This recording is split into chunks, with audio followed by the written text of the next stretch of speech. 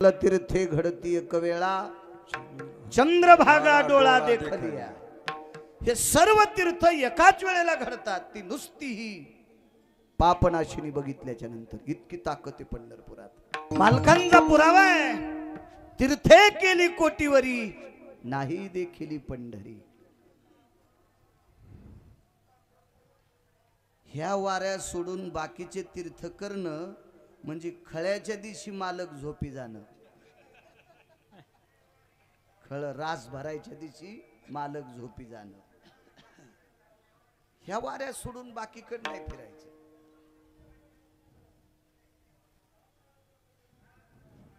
आमचा एक मित्र म्हणला मी आता नर्मदा परिक्रमेला चाललो। मी म्हणलं माघ वारीच्या दिवशी पंढरपूरला आणि कालच्या कार्तिकी वारीला आळंदीला नर्मदाच इथं असते। आज नर्मदा इथं इथं इथं इथं आमचा मित्र तिकडे नुसताच फिरायला। ते मला मोठेपणानं सकाळी फोन केला, मी नर्मदेला। अरे म्हणलं नर्मदा इथं आहे आमच्यापाशी। आज आम्ही सकाळी आंघोळ केलं म्हणजे नर्मदेची आंघोळ झाली। तुला नाही नर्मदा आज इथं। इतकी ताकद आहे। सकल तीर्थे घडती एक वेळा चंद्रभागा डोळा देखलिया। हे सर्व तीर्थ एकाच वेळेला घडतात। ती नुसती ही पापनाशिनी बघितल्याच्या नंतर इतकी ताकद आहे पंढरपुरात। का म्हणतात तुकोबर आहे पंढरपूरला जा? कोण तुकोबर आहे? दापाचा अभंग पाठ असणारा व्यक्ती, 4-2 श्लोक पाठ करून लोकाला पुराण सांगणारी व्यक्ती। ज्या व्यक्तीचं नाव ऐकल्याच्या नंतर दक्षिणेच्या राजाचं धोतर फाटत आहे। तुकाराम तुकाराम नाम घेता कापेय, ही तुकोबरायांची ख्याती आहे। कुठल्याही मोजनात तुकोबराय मोजल्या जात नाही। माप 21 प्रकारचे सांगितले। मापाचे प्रकार 21 आहेत। मेयम सांख्यम तुल्यम बस झाले 3। 8व्या चिठव्यात निठव्यात घालून मोजतात त्याला मेय म्हणतात। पारड्यात घालून मोजतात त्याला तुल्य म्हणतात। आणि 1-1 2-2 करून सायखडीच्या मापानं मोजतात त्याला सांख्य म्हणतात। 3 माप 21 पैकी, बाकीचे घरी बघा। ब्रह्मदेवानं एकही तराजू केलं नाही तुकोबरायची व्याप्ती मोजण्यासाठी, मोजू शकत नाही। हा तुकोबरायचा अधिकार। आणि त्या माझ्या श्रीमंत श्री जगद्गुरु तुकोबरायनं सांगावं तुम्ही पंढरपूरला जा, सगळ्या गोष्टीने तुमचा उद्धार होईल। तुमचं दुःख शमन करण्याची ताकद त्याच्यात आहे, तुमच्या सुखाची वृद्धी करण्याची ताकद त्याच्यात आहे, अनंत जन्मीचं पाप संपवायची ताकद त्या तीर्थात आहे। तुम्ही पंढरपूरला जा। काय पंढरपुरातली व्याप्ती तुमच्या पुढे मांडतो मी। पण आदरणीय महाराष्ट्राच्या मातीमध्ये माझ्या ज्ञानोबाराय तुकोबरायच्या नामाचा जयघोष करणारी व्यक्ती, परम श्रद्धेय माझ्यावर अतूट प्रेम करणारे हरिभक्तीपरायण आदरणीय उद्धवजी महाराज चोले, त्यांनी ही वास्तू हा भूखंड वारकऱ्यांच्या सेवेकरता अर्जित केला। ते असतील, त्यांची पुढची पिढी असेल, त्यांची तिसरी पिढी असेल, काय असेल, चंद्र सूर्य आहे तोपर्यंत ही वास्तू वारकऱ्यांच्या सेवेकरता अर्जित आहे। असं गोड काम आदरणीय परम श्रद्धेय चोले महाराजांनी ही वास्तू वारकऱ्यांच्या सेवेकरता केलेली आहे। त्यांच्या गावाला शिवाजी भाऊ रासा मातेचं मंदिर आहे, जगदंबेचं मंदिर आहे रासा माता। मी दरवर्षी अक्षय तृतीयेला त्यांच्याकडे जात असतो, कीर्तनाला सप्ताह असतो त्यांच्याकडं, आणि अक्षय तृतीयाचं दिवशीचं कीर्तन माझ्याकडेच असतं संध्याकाळचं। तो रोपळेकर बाबा त्यांच्या गावाला जगदंबेचं मंदिर आहे रासा माता। त्या रासा मातेची एवढी मोठी, तिचं नावच रासा का ठेवलंय, ती कोण्याच कुळातली रास कमी अधिक होऊ देत नाही। म्हणजे इकडे 21 पोते आणि इकडे 20 पोते असं कधीच होत नाही। त्यांच्या इथं 2 मुंडा आहेत, त्या मुंढात जर इतके 1,500 लोक असतील तर इकडं 1,501 माणूस नाही, असंच आहे ना. तिकडं जर 700 माणसं असतील आणि इकडे एखादी बाई बाळांतीन झाली 701 झाला की तिकडचं एक मरत आहे.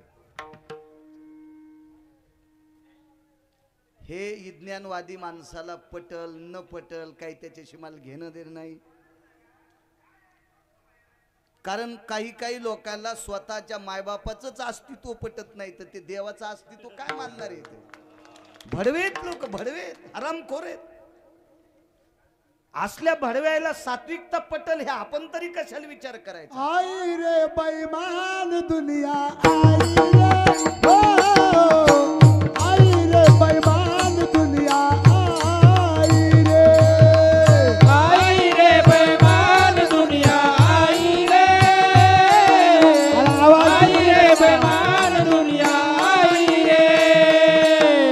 माता पिता को कोई नहीं माने, औरत को बहुमान, माता पिता को कोई नहीं माने, औरत को बहुमान. साधु संत को कोई नहीं माने, हिजड़े को बहुमान, साधु संत को कोई नहीं माने, हिजड़े को बहुमान. आई रे बैमान दुनिया, आई रे हो, आई रे बैमान दुनिया, आई रे, आई रे बैमान दुनिया, आई रे हो, आई रे बैमान दुनिया, आई रे बेईमान दुनिया, आई रे, आई रे बेईमान दुनिया, आई रे, आई रे बेईमान दुनिया, आई रे, आई रे बेईमान दुनिया, आई. पुरावा शपक जरी असेल तरी पण त्याच्या पाठीमागचा अर्थ गहन आहे की या पवित्र देशामध्ये अजून हलकटांची संख्या आहे. आजपासून नाही. द्वारकेतल्या मालकाने अर्जुनाला गीता सांगत असताना सांगितलं, तै माझ्या स्वरूपी निर्मळे देखती दोष, ये रवी दिठिवे धिली कवळे, ते चांदनिया ते म्हणे पिवळे, ते माझ्या स्वरूपी निर्मळे देखती दोष. ज्ञानेश्वरीच बसलेली बाजूला. 92 वर्ष वय, 2000 पेक्षा शिल्लक ज्ञानेश्वरीच्या वया पाठ आहेत. मला वाटतंय हल्लीच्या आमच्या सारख्या तरुणांनी यांच्या पायाखालची माती चाटली पाहिजे. विठाला विठाला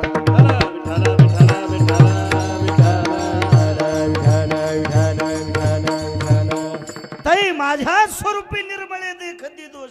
अहो देवाला दोषी समजणारी हलकट काय मानतील तुम्ही आम्हाला, आणि अपेक्षा तरी कशाला करता यांनी आपल्याला मानावा. जाज्वल्य अधिष्ठान रासा मातेचे. मला वाटतंय तिथं बळी वगैरे दिल्या जात नाही ना तुमच्याकडे. नाही म्हणजे वारकरी संप्रदायानं अर्जित केलेली देवी. ज्या देवी पुढे बळी दिल्या जातोय त्या देवीला ज्ञानोबाराय तुकोबाराय मानित नाहीत. माझ्या भाषेत सांगू का मराठवाड्यातल्या, त्या देवता भिकारचोट येतात. भिकारचोट देवता आहेत. अहो शिळीचं पोरग पोटासाठी मागती ती देवी तुम्हाला काय पोरग देणार आहे, काय तुमचं कल्याण करणार आहे. शेंदरी हिंदरी दैवते कोण पूजी भूते केते, जे स्वतःच्या पोटा करता भीक मागायला लागले तर, आणि हिवराचा पाला खाणाऱ्या शेळीचं पोट्ट मागितलं देवीनं. काय देवी कल्याण करणार आहे ती. देवीच मानायची असेल तर ही माना. तू विटेवरी सखये बाई ओ करी कृपा, तू विटेवरी सखये बाई ओ करी कृपा, विटेवरी सखये बाई ओ करी कृपा, विटेवरी सखये बाई ओ करी कृपा. तू करी कृपा उजळ कुळ दीपा, मार्ग बहु सोपा, येऊन लवला हे येऊन लवला हे. सच्चिदानंद अंबाबाई ओ करी कृपा, करी कृपा.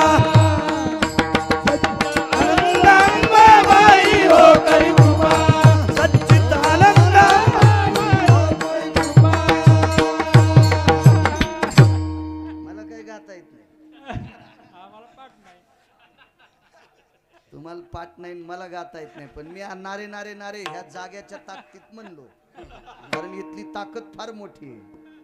तू विटेवरी सखये बाई ओ करे कृपा, लावण्य मनोहरी ओ करे कृपा, सावळे सुंदरी ओ करे कृपा. लावण्य मनोहरी ओ करी कृपा, सावळे सुंदरी ओ करी कृपा.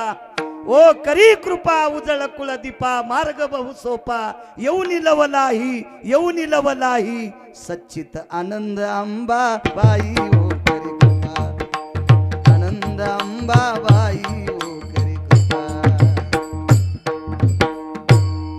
एका पण बाईच्या अंगात आलं नाही, कारण ही अंगात याची कृपा करीत नाही, ही अंतकरणात शिरती ती ही देवी आहे. विठाला विठाला तिला माना ना, ये ग विठाबाई, माझे पंढरीचे आई, भीमा आणि चंद्रभागा, तुझ्या चरणीच्या गंगा. आषाढी कार्तिक तुझ्या दर्शनाची दाटी व, आषाढी कार्तिक तुझ्या दर्शनाची दाटी व, कुंडलिक जीवन बाळ शोभे वाळवंटी हो, पुंडलिक जीवन बाळ शोभे वाळवंटी हो. एका जनार्दनी अंबा उभी करते येऊन कधी हो, जनार्दनी अंबा उभी करते होरी गती हो.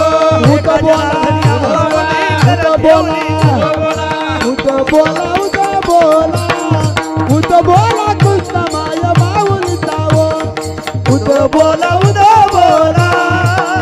बोला कृष्ण माय माऊली जावो. बोला बोला कृष्ण बाई माऊली जाओ. बोला कृष्ण बाई माऊली जाओ.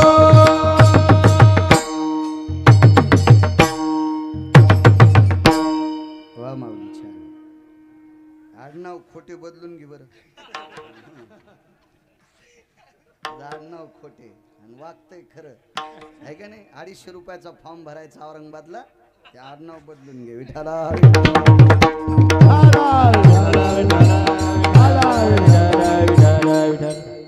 ही सर्व देव्यांची देवी, जिथं हिंसा केली जात नाही अशा देवींना मानणारी देवी. तशी पवित्र रासा माता मा जगदंबा, प्राणेश्वरी, वज्रेश्वरी, कामेश्वरी, प्रियेश्वरी, कमला विमला, सर्व स्वरूपाने परिपूर्ण असणारी खडकी नावाच्या गावामध्ये रासा मातेचा अधिष्ठान आहे. आणि मी सांगितलेला सिद्धांत ज्वलंत आहे, तिथं ज्वलंत आहे. मी कितीतरी वेळेस त्या गावात गेलो. अशा रासा मातेचंच नाव या पवित्र धर्मशाळेला लागणार आहे. रासा माता धर्मशाळा संस्थान पंढरपूर. आणि अशा या पवित्र वास्तूमध्ये राजे हो, आपण नसतोल, पण आपले पुढच्या पिढ्या भविष्यात वारीला आल्याच्या नंतर या वास्तूमध्ये विश्रांती घेतील, असं पवित्र अधिष्ठान चोले महाराजांनी या ठिकाणी अधिष्ठित केलंय.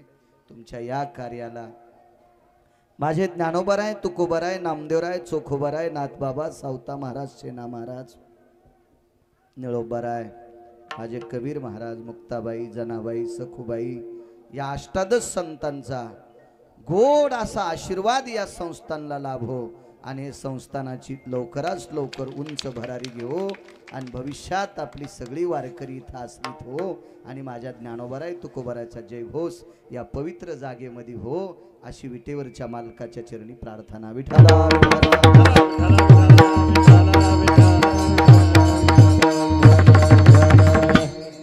घरचीच आपली सगळी तिकडची भजनी मंडळी आहे. महाराज स्वतः उभे आहेत. साऊंड सिस्टीमवाले तुम्हाला सुद्धा धन्यवाद. जे माऊली महाराज खोटे आहेत त्यांना सुद्धा धन्यवाद. वयोवृद्ध तपोवृद्ध रोपळे ग्रामस्थ तिथलं एक आध्यात्मिक क्षेत्रातलं रत्न आमचे महाराज गोड ज्ञानेश्वरी, त्यांना अशी 2-2.25 हजार वया ज्यांच्याकडे मुखोद्गत आहेत. 92 वर्ष वय आहे. साधना झाली, सेवा घडली, त्या सेवेची ताकद आहे. ते महाराज सुद्धा मला पाहिल्याबरोबर इकडे आले. महाराजांना सुद्धा प्रणाम. बरीच मला वाटते आपल्या प्रांतातली लोक नाही ती, बरीच लांबून लांबून फार दूरची लोक, जालना आपलं हे बीड, जालना आणि परभणी, त्याच्याही पलीकडची पुढची नांदेडकडची बरीच काही मंडळी इथं आलेली आहे. तुम्हाला सुद्धा सगळ्यांना प्रणाम करतो. शिवाजी भाऊ लाटे आहेत, बळी भाऊ कवळे आहेत, बंडू मामा कवळे आहेत, टाके मामा आहेत, रोहिण्याचे नाना आहेत, आदी करून ही सगळी जी मंडळी आहेत, रोजची महिन्याची वारकरी आहेत, ते सुद्धा आलेले आहेत. सगळ्यांना प्रणाम करतो. आणि आता अभंगावर येतो. चोले बाबा पंढरी शिजारे आल्या नव संसारा. तुकोबा राहायला कमी लोकांनी विचारला असेल, तुम्ही काशीला का जा म्हटले नाही, तुम्ही द्वारकेला का जा म्हटले नाही. वाराणसी गया पाहिली द्वारका, परी नये तुका पंढरीच्या. उदंड तीर्थ पाहिले, उदंड ऐकिले, उदंड वर्णिले, क्षेत्र महिमे, सगळं काही पाहिलं, पण या तीर्थासारखं तीर्थ जगात कुठलं नाही. बाकीच्या तीर्थांना नाव ठेवणं मूर्खपणा ठरेल, बाकीच्या तीर्थांना नाव ठेवणं मूर्खपणा ठरेल. तीर्थे काळे देती दान, बाकीच्या तीर्थाला ठराविक वेळेपुरती पर्वणी आहे. गंगा सागराचा जर विचार केला तर 7 समुद्रापैकी एक समुद्र आहे. पौष मासामध्ये भास्करो मकरो भय जायते, स्थित शुहस्त पर्वणी भय जायते मकर संक्रमणास्तते, यत कालम त्रिदिनी पुनितम आपांपतिहा नैवम गांजा कसम लिखितम. हे गांजा वाढणार आणलेले का, त्या तेवढ्या काळापुरती पर्वणी आहे. आणि त्या पर्वणीवर जर सौभाग्यवती स्त्रीनं दर्शन घेतलं तर तिच्या मालकाला आयुरारोग्य निर्विघ्न आयुष्य प्राप्त होते, असा कपिल मुनींचा आशीर्वाद. पण एरवी कधीच भेटत नाही, कधीच नाही, कधीच नाही. पण इथं कधी पण या, कधी पण या, कधी पण, आपल्याला कधी पण. आणि तशा पवित्र गंगेला माध्यान काळाच्या वेळेला बोलिलं. शंकर सांगे ऋषी जवळी, सकल तीर्थे माध्यान काळी, येती पुंडलिका जवळी, करती आंघोळी वंदिती चरण. हे सर्व तीर्थ माध्यान काळाच्या वेळेला बोलिले. म्हणजे अमावस्याला पौर्णिमेला असं नाही, रोजच्या माध्यान काळाला सर्व तीर्थांना पुनीत करणारं तीर्थ हे चंद्रभागा आहे. एक मुद्दा मांडतो तुमच्या पुढे. एका बाईला 2 मुलं झाली. मुलं तसे तिचे सात्विक होते, सदाचारी होते.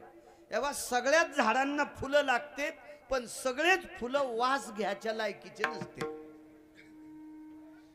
सुमनू आणि शुद्धमती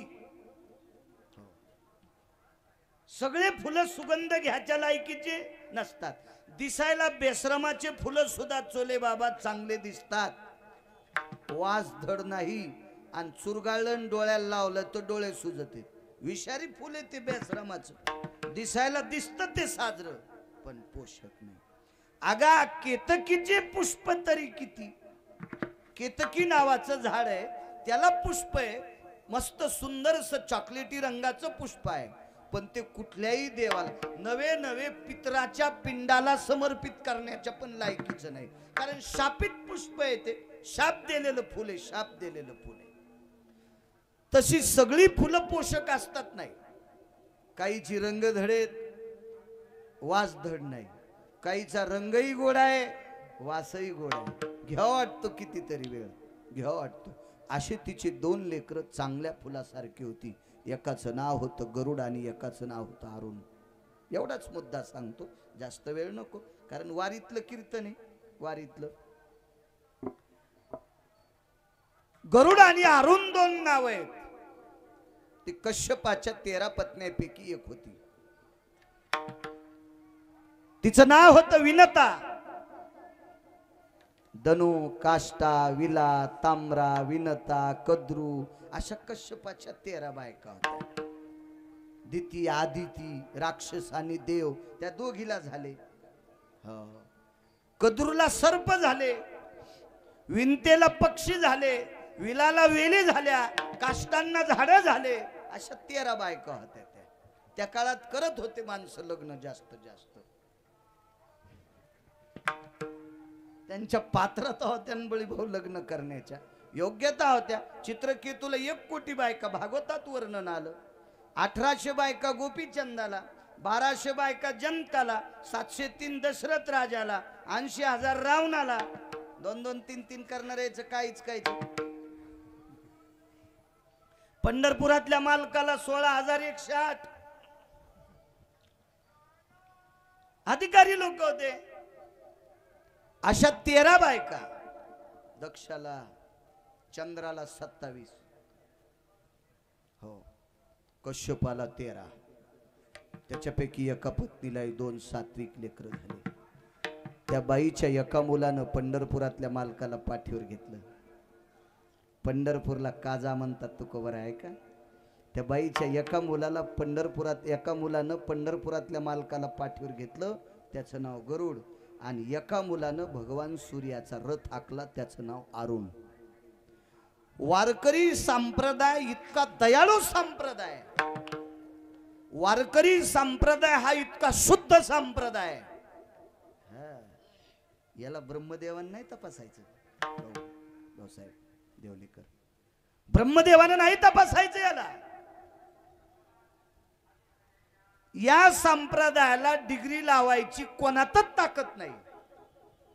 कारण या संप्रदायाचा रचयिता, याची स्थापना करणारा रामेश्वर मामा भगवान शिवशंकर आहे. एका जनार्दनी वैष्णवा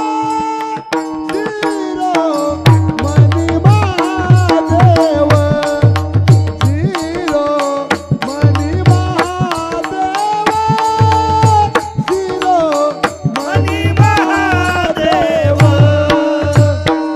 एका जनार्दनी वैष्णवा शिरोमणी महादेव, शिरोमणी महादेव, शिरोमणी महादेव.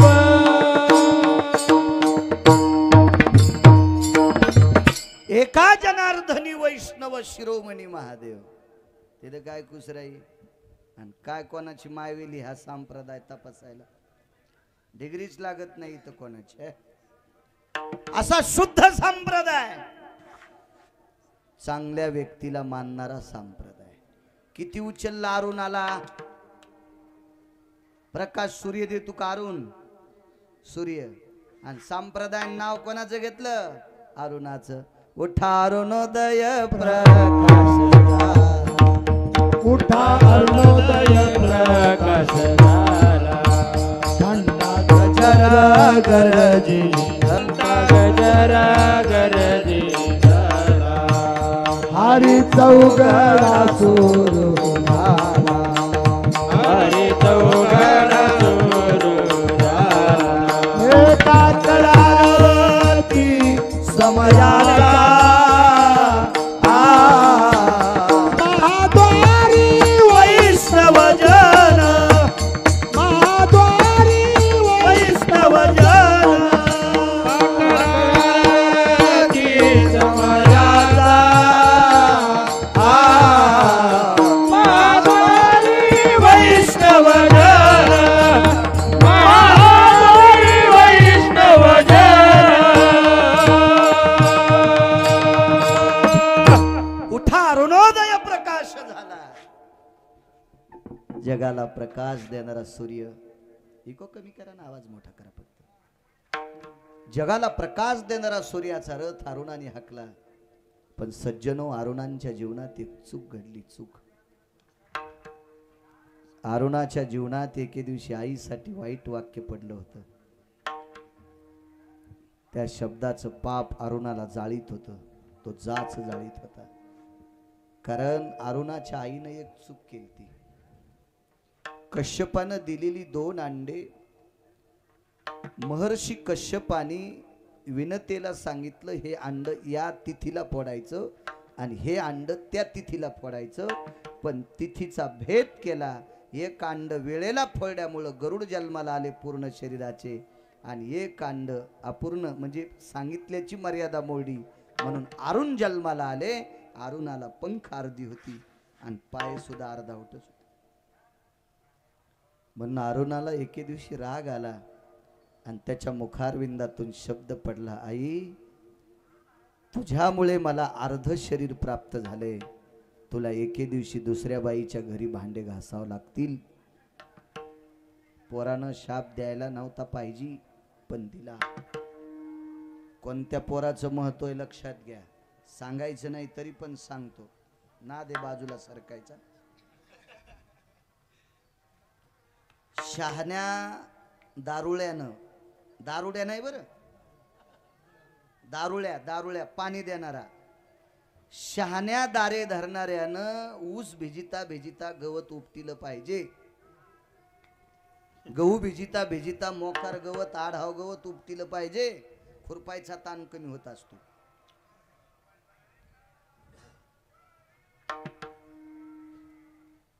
बायकोला एक महाराज वेदाच्या रुच्या सांगत होते. त्या बाईला झोप लागली आणि 4-5 महिन्याचं लेकरू तिच्या पोटात वाढत होतं. बाईला झोप लागली आणि बाईच्या मालकानं रुचार सांगता सांगता काही प्रणव चुकले. तर बापाने रुचा सांगत असताना प्रणव चुकल्याच्या नंतर इन मनो भेदो भय सांख्ये मुच्यतम प्रणा भय शास्त्रान मुच्यते सांख्याय. अशा 36 प्रमेयाची सिद्धता आईच्या पोटातून बापाला शिकली.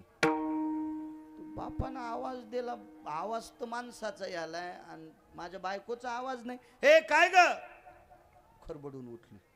तू झोपलीस आणि माझी चूक कोणी काढली. याने बापाला आनंद वाटायला पाहिजे होता, पण बाप थोडं रागीट होत. तुम्ही अजून बी लक्षात घ्या, ज्याला ज्याला जरा जरा ज्ञान आहे ना त्याला गंडला आले. हे अहंकाराचे गंडलं यायला नाही पाहिजे. बापाला राग आला आणि म्हणला, बेट्या माईच्या पोटात हेच तर माझी चूक काढायलास, जन्माला आल्यावर किती चुका काढशील. शाप द्याला, 8 जागेवर वाकडा होशील. गरुडानं काम चुकीचं, अरुणानं काम चुकीचं केलं याच्यावर सांगतोय. अरुणाची चूक काढण्याची माझी पात्रता नाही, पण इकडचा पुरावा ऐकल्यावर तुमच्या लक्षात येईल अरुण चुकीचं वागला. कालांतराने तो मुलगा जन्माला आला, तो 8 जागेवर वाकडा झाला. त्याचं नाव ठेवलं अष्टवक्र. वडिलांचं नाव होतं कहूळ. मुनिश्री कहूळ, ऋषी कहूळ, योगी कहूळ, तपी कहूळ, सिद्ध कहूळ. कहूळ नावाची सिद्ध, तपी, अनुरागी, जपी, सिद्ध सगळ्या गोष्टीनं परिपूर्ण म्हातार होत.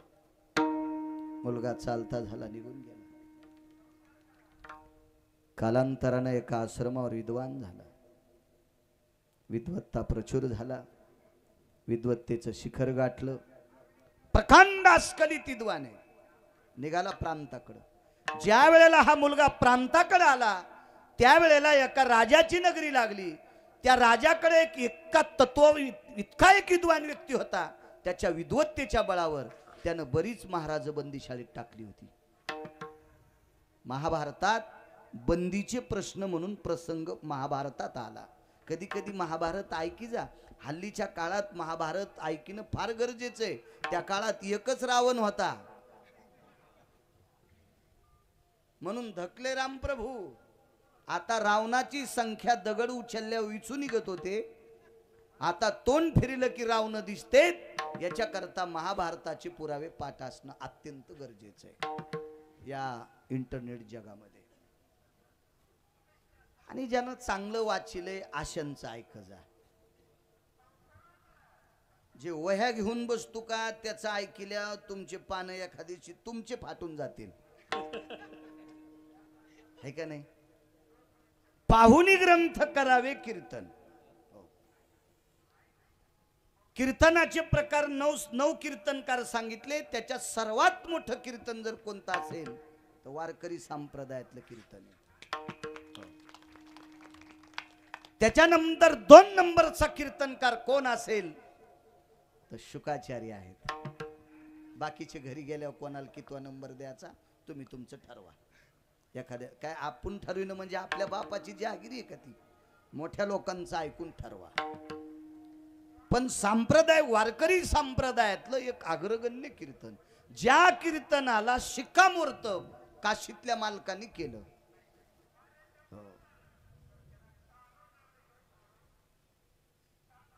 देऊल के पीछे नामा, एक पद आहे गोड, पद म्हणजे अभंग आहे चांगला. देऊल के पीछे नामा, मंदिराच्या पाठीमागं नामदेवरायला कीर्तन करायला उभं केलं तर जिकडं जिकडं नामदेव तिकडं तिकडं मंदिर फिरत होतं. फिरविले देऊळ जगा माझी ख्याती आणि नामदेवा हाती दूध प्याला. हे कीर्तन शिवजीला आवडले, शिवजींना आवडले, शिवजींना आवडले, शिवजींना. भंगारे भुंगारे मानतील काय नवलाची गोष्ट नाही. माणसं कोणाला मानितील, कोणाला मानतील, कोणाला मानतील, काय विषय नाही. आता या माझ्या बाजूला जर एखाद्याला साडी नेशिलीन त्याला नाचायला लावलं ना तर याच्यातले 20% तिकडे पळतील. काय नाही, माणसं मानतात कोणाला. माणसं मानतात म्हणजे ते मोठा आहे का? अरे तो मानतो तो मोठा आहे, त्यानं ज्याला मानलंय का तो मोठा असतो. चोले बाबा, माणसं कोणाला मानतात. जे सकाळी पाणी नेत नाहीत त्यानं मानणं काय मोठीपण आहे? त्याला अकलीचा कांदा आहे का? आणि त्यानं आपल्याला मोठं म्हणण्यात आपण असा आनंद व्यक्त करायचा काय? पानछटपणा आहे. नालायकाने आपल्याला मोठं म्हणणं, चांगल्याने आपलं म्हणावं, चांगल्याने मोठं म्हणावं, विद्वानाने मोठं म्हणावं. हे बा, 1000 नालायकाने चांगलं म्हणणं आणि एकाने विद्वानानं नाक वाकडं करणं चक मातीत गेलं. सगळं मातीत गेलं, सगळं मातीत गेलं. काही आवडत लोकांना. तमाशाला कुठं लोक नाहीत. कीर्तन फुकट आहे, तमाशा इकत आहे, तरी पण पैसे देऊन जातात का नाही? अहो काही काही ना 150-150 एकर इकल्या, जात नाहीत का पैसे देऊन तिकडे लोक? जाते. म्हणजे मानणारावर या देशात कोणतं दुकान टाका चलतच, कोणतं दुकान टाका, नालायक दुकानाला सुद्धा भडव्याची गर्दी आहेच, हराम खोरायची गर्दी आहेच. काही विषय नाही, चांगल्यांनी मानलं पाहिजे. वा, या संप्रदायाला माझ्या शिवजीनं शिक्कामोर्तब केलंय. वारकरी संप्रदायाला शिवजीनं शिक्कामोर्तब केलंय. आणि शिवजीनी नामदेवरायाला या कीर्तनात मान्यता दिल्यावर त्या नामदेवरायाचा अधिकार इतका मोठा होता, ह्या मालकाला एके दिवशी थरथर हालील. तर नामदेव कीर्तन करी पुढे देवनाथ पांडुरंग, नामदेव कीर्तन करी पुढे देवनाथ पांडुरंग.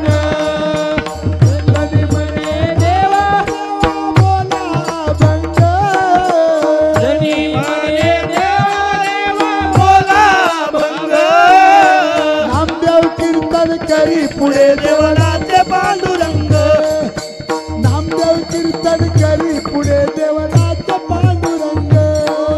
नामदेव कीर्तन करी पुढे देवनाथ पांडुरंग, नामदेव कीर्तन करी पुढे देवनाथ पांडुरंग.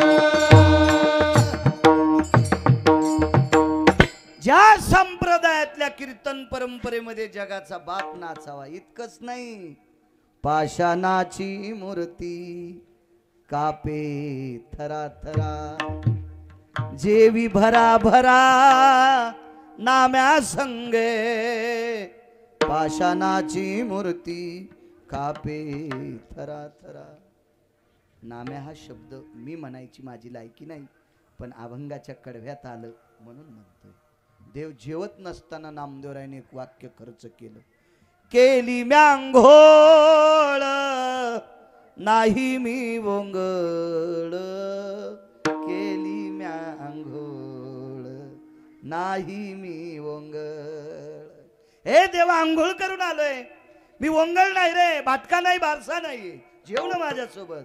मग पाषाणाची मूर्ती कापे थरा थरा, जेवी भरा भरा नाम्या सवे. नोव्हे हा सामान्य हो महिमा, नोव्हे हा सामान्य हो महिमा संताचा. नोहे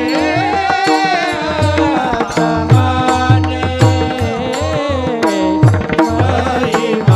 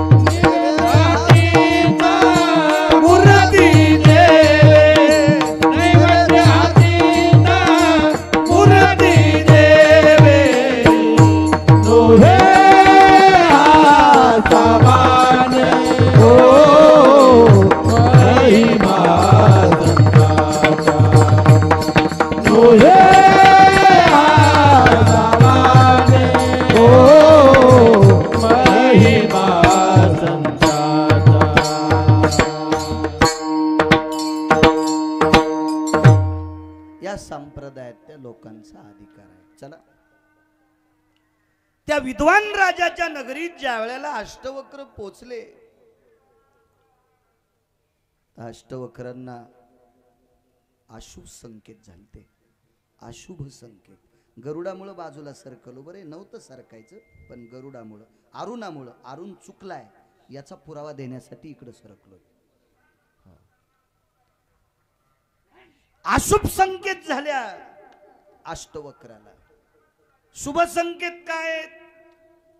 ते माझ्या वारकरी संप्रदायातल्या महात्म्यांनी, ज्ञानोबाराय असतील, तुकोबाराय असतील, यांनी ते दाखवले.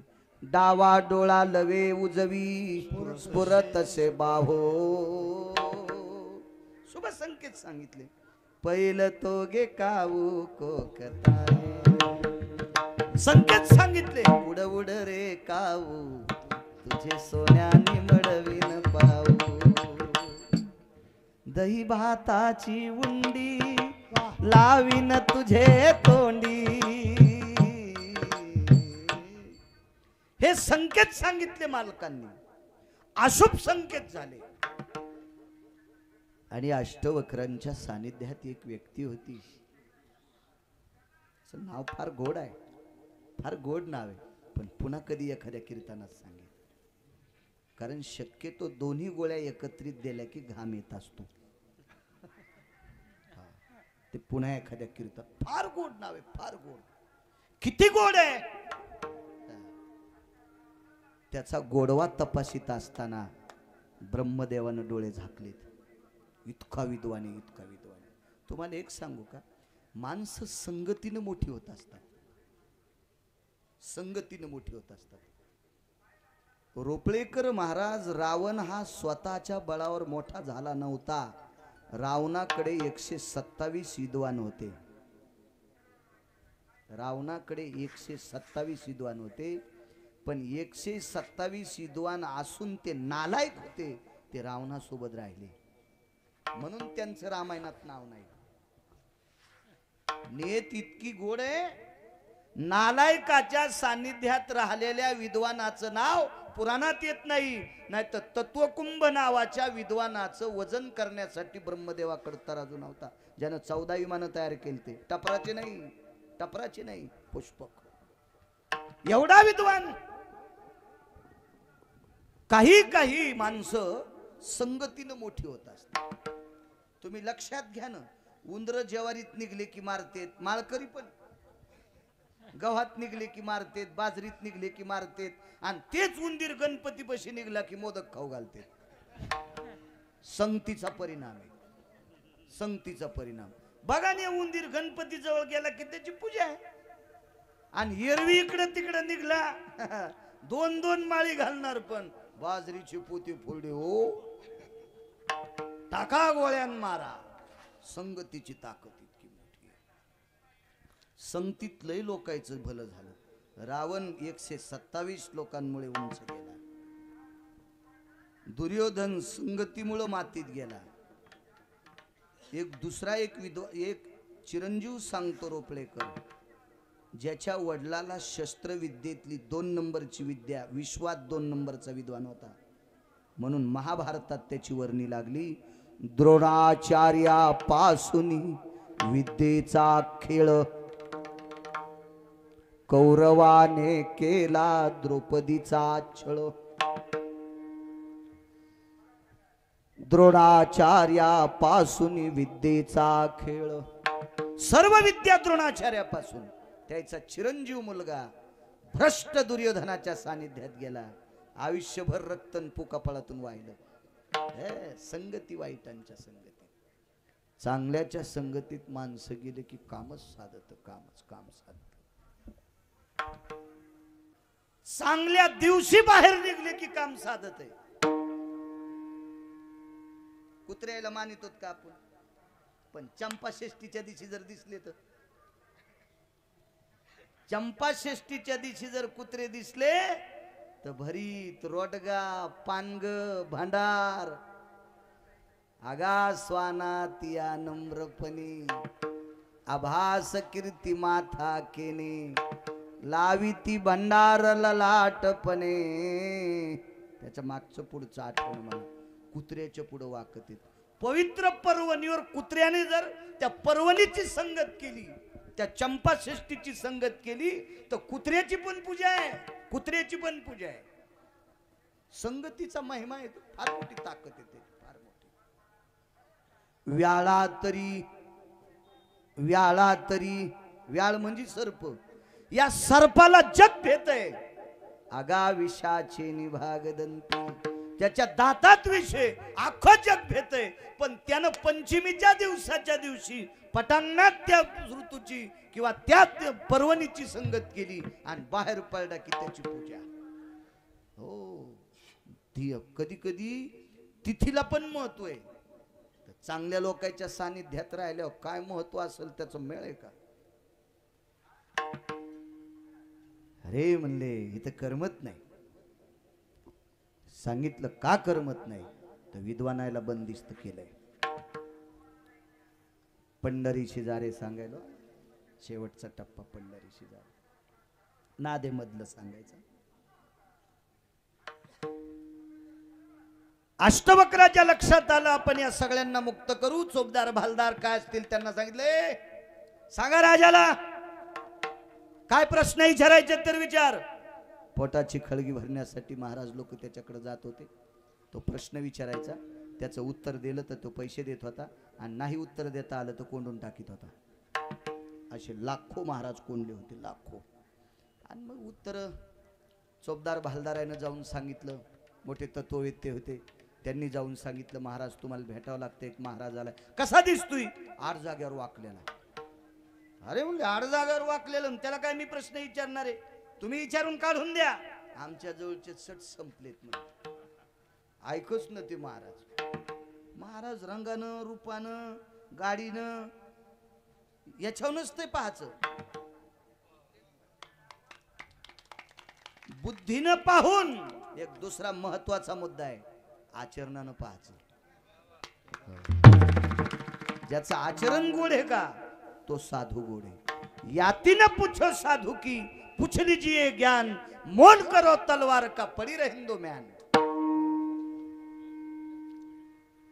क्या बात है, क्या बात है. एक जणाची इथं चोट्टे आली,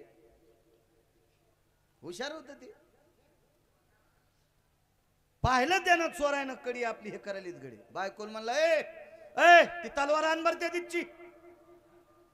त्याच्याची तलवारन काय, त्याला पॅन्टीत झुरळ निघल्यावर ते घंटाभर खाली बसत नव्हतं.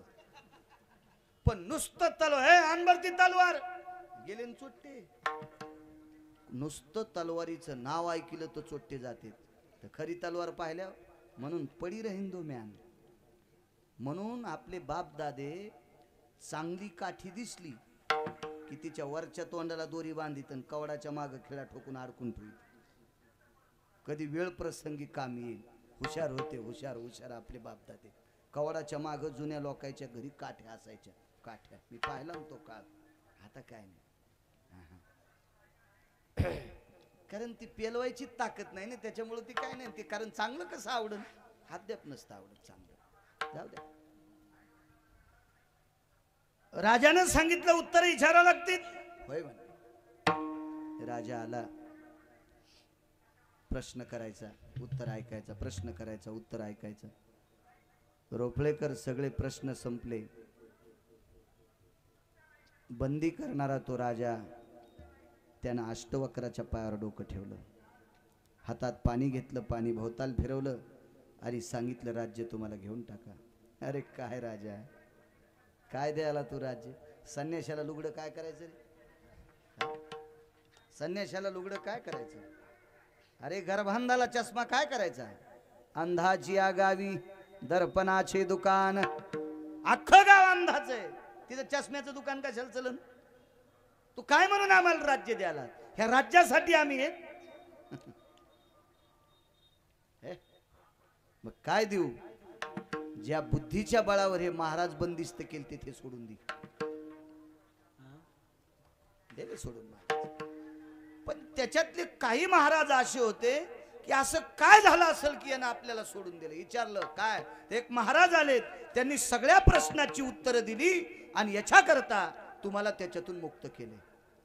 पण महाराज म्हणले ज्यानं आपल्याला या मूर्ख राजाच्या बंदीतून मुक्त केले अशा साधूचं आपण दर्शन घ्यायला पाहिजे. आता अरुण किती चुकला हे लक्षात घ्या. अष्टवक्रानं सांगितलं चोले बाबा मी पाया पडू देतो, पण नाव विचारल्याशिवाय पाया पडू देणार नाही.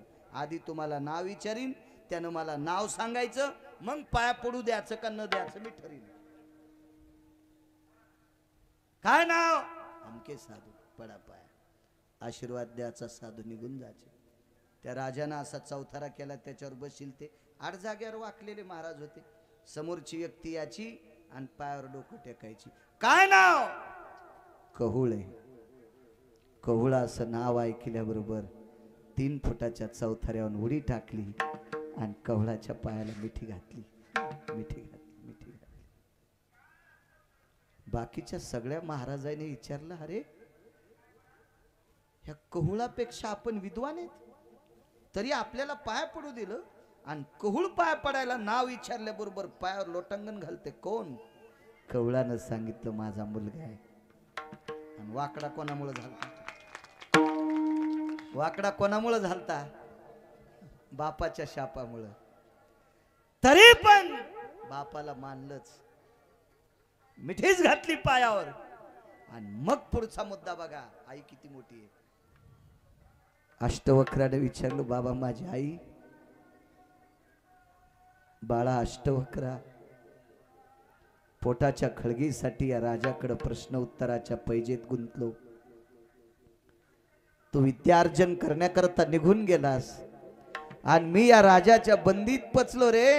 याच्या दुःखाला कंटाळून एके दिवशी तिनं आपला इहलोकातली यात्रा संपली. अरे अरे, जिच्या कुशीतून जन्म घेतला, लाखो साधूला बंदिस्तून मुक्त करण्याची ताकद तिच्या कृपेमुळे मिळाली, आणि ती दर्शन घ्यायला सापडत नाही. अगोदर बापाच्या दोन्ही पायाची पूजा केली आणि मग एका पायावर फुलानं अभिषेक केला. एका पायावर फुलानं अभिषेक केला तर नियती रडत होती, श्रुती रडत होत्या, वेद रडत होते, पुराण रडत होते, शास्त्र रडत होते, यक्ष किन्नर गंधर्व चारण विद्याधर लोकपाळ दिग्पाळ रडत होते. सगळ्यांनी विचारलं अष्टवक्र महाराज एका बायाचीच पूजा का करता? हे अंग पुरुषाचं अर्धांग स्त्रीचं असते आणि माझ्या बाबाचे अर्धांग माझ्या आईचं आहे. आई तर जात राहिली, पण आई माझ्या बाबाच्या एका अंगाची पूजा केली की माझ्या आईची पूजा केली अशी ठरतंय. इतका अष्टवक्र सात्विक होता, इतका सात्विक होता. आता लक्षात घ्या सज्जनांनो, अरुण किती चुकलाय. अरुणाला फक्त अर्धावट शरीर, हे 8 जाग्यावर वाकलेला अष्टवक्र, पण मायबापाच्या विरोधात नाही गेला. किती विद्वान असू द्या पोट्ट, किती विद्वान, मायबापापेक्षा मोठं होऊच शकत नाही, होऊच शकत नाही, होऊच शकत नाही. मायबापाला मोठं म्हणणाऱ्या पोरानं मालक उभा केलाय. युगे 28 मायबापाची सेवा करणाऱ्या पोरानं उभा केला पुंडलिक रायानं. इतकी आई वडिलांची ताकद मोठी, शाप प्रदान झाला. ओय कशी रे विठ जोडली पुंडलिका, कशी रे विठ जोडली पुंडलिका, कशी रे विठ जोडली पुंडलिका, कशी रे विठ जोडली पुंडलिका. माय बापाची सेवा करुनी विठ्ठल आणिला रे सखा, कशी रे विठ जोडली पुंडलिका, कशी रे विठ जोडली पुंडलिका. माय बापाची सेवा करुनी विठ्ठल आणिला रे सखा, कशी रे विठ जोडली पुंडलिका, कशी रे विठ जोडली पुंडलिका. ही आई बापाच्या सेवेची ताकद आहे. मग अरुणाच्या लक्षात आला आपण चूक केली, या चुकीचं प्रायचित्त फेडण्यासाठी कुठल्या तीर्थावर जावं. एकाही तीर्थाने अरुणाला स्वीकारलेलं नाही. काशी स्वीकारत नाही, द्वारका स्वीकारत नाही, 12 ज्योतिर्लिंग स्वीकारित नाहीत, सप्त मोक्षपुऱ्या स्वीकारित नाहीत. 349 गंगा येतात, तशा 50 आहेत. एक नेपाळ नावाच्या देशात गेली गंडकी नावाची गंगा. तिथे माझ्या विटेवरच्या मालकाला एक शाप प्रदान झाला आणि विटेवरचा मालक त्या पवित्र गंगेमध्ये शाळीग्राम नावाच्या दगडाच्या रूपात पडला. शाळीग्राम म्हणून ह्या शाळीग्राम दगड म्हणजे प्रत्यक्ष विटेवरचा मालक आहे. आणि याच दगडाच्या मापात सजन नावाचा खाटीक मास इकीत होता. सजन कसा या इकू लागे मास, म्हणजे प्रत्यक्ष शाळीग्राम वजन एका तराजूत आणि एका वजनात मास होतं. अशी त्याची आख्यायिका. अजून काही 2-3 प्रभेद आहेत, पण आता किती सांगायचं आहे का नाही. बैल 2 अन जमीन 300 एकर इतकी नसती वाहन होत. पुन्हा बघू एखादे सजन कसा आहे पुढा. योग असा आला, एकही तीर्थ स्वीकारित नाही. किती फिरला असन अरुण, ब्रह्मांडातलं काय शिल्लक ठुला असेल चोले बाबा अरुणानं. अहो त्यानं कृपा केली, सूर्य येतो, त्याच्या कृपेने सूर्य आला की जगातल्या सर्व गोष्टी दिसतात. रविदीप हिरा दाविती देखणे, रविदीप हिरा दाविती देखणे. वैकुंठवासी नामनिष्ठ महंत भीमसिंह बाबांचा आवडीचा अभंग होता. वा वा वा वा. आवडीचा अभंग. मी या अभंगावर बाबा पहिल्यांदा पाहिले मंठ्याला. रविदीप हिरा दाविती देखणे, अदृश्य दरुशने संताची. या अभंगावर मी कीर्तन ऐकलं. त्यावेळेला मी होतो 4थीला. विठाला विठाला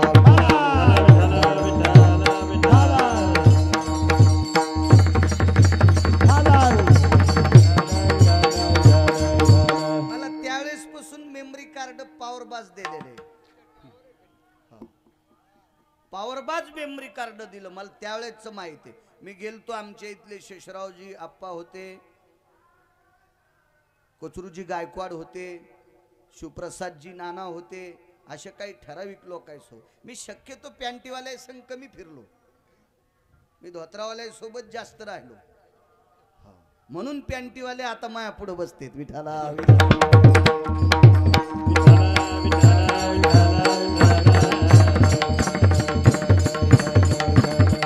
आणि तिथे एक मला प्रसंग चांगला ध्यानात आहे. तिथं एका महाराजांनी, एका कोण असतील ते, पण वैकुंठवासी नामनिष्ठ भीमसिंह बाबांना एक चिठ्ठी पाठवली. ती अदृश्य म्हणजे काय, तुम्हाला आज तो शब्द लक्षात आहे. तर बाबा कीर्तनात म्हणले, अरे याच्यासाठी घासावं लागती, अशा चिठ्ठ्या काय सोडिता 5 कटायवानी. मला पक्क माहिती आहे ते, पक्क ते भीमसिंह बाबा होते. रविदीप हिरा दाविती देखणे. हिरा असेल सूर्य दिसणाऱ्या वस्तू दाखवते, पण याचं पाप संपवायची ताकद ही मात्र सूर्याकडे पण नव्हती. अरुणाचं पाप संपवायची ही अदृश्यता, दृश्य करून प्राप्तीत आणण्याची ताकद संतात आहे. अदृश्य दरुशने संताची. एक संत भेटले, जाऊ द्या मधला विषय. आणि अरुणाला सांगितलं, या पापातून मुक्त करणारं तीर्थ पंढरपूर आहे. पंढरीची जारे आल्यानो संसारात, का म्हटले देऊतले मालक. या पापातून मुक्त करण्याची ताकद फक्त एका क्षेत्रात आहे, ते क्षेत्र म्हणजे पंढरपूर आहे. तुम्ही ऐका तिथं जा.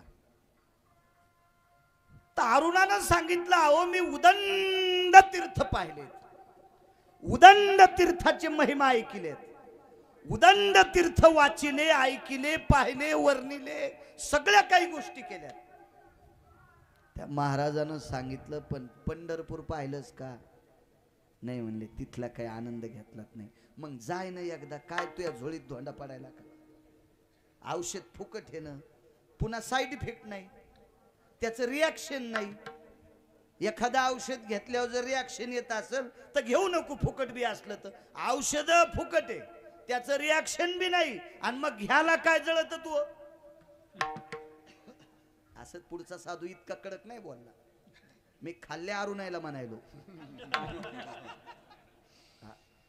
काय जळत, जाण इकडं जाणं. काही काय लोक नाही महाराज, आपली 7-8 वेळेस काशी झाली. मी तेव्हापासून कपात चहाच पेत नाही. बुटात पेतो का? बुटात पेतो बुटात. अरे तू काशी पवित्र आहे, त्याबद्दल दुमत नाही.